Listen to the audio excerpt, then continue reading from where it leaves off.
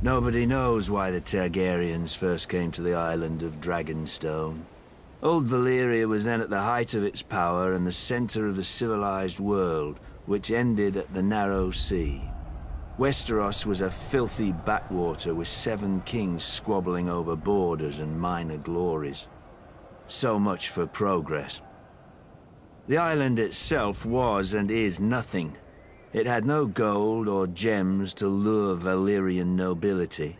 All it has is rock, mostly a shiny black stone too brittle for war and too sharp for building. The Targaryens called it dragon glass. I call it useless. But the Targaryens managed to raise a castle here.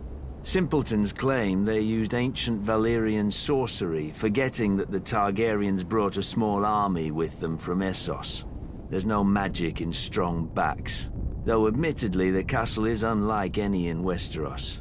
Foreign and strange.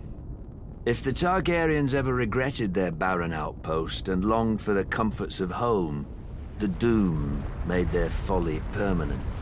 Valyria collapsed into the waves and was no more. To look east was to see the ruin of their homeland, the greatest civilization before or since. But to look west, as Aegon realized, was to see a fertile land ripe for conquest. Perhaps even a new Valyria. Though good for little else, Dragonstone was the perfect staging point for Aegon's invasion of Westeros. The Blackwater Bay granted easy access to the continent.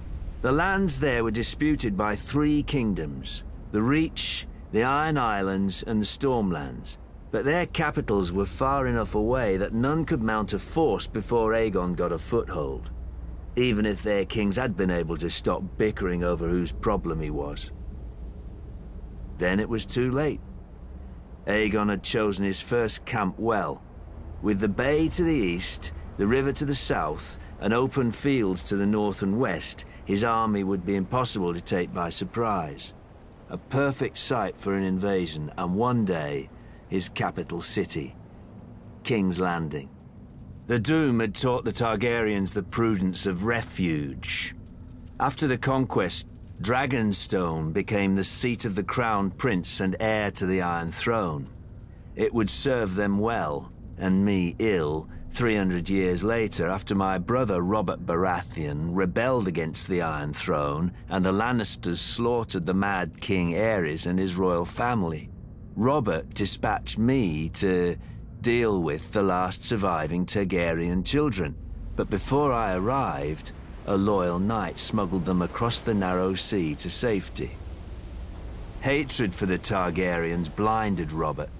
Unjustly, I was blamed, and stripped of our family's castle of Storm's End, and given Dragonstone in its stead.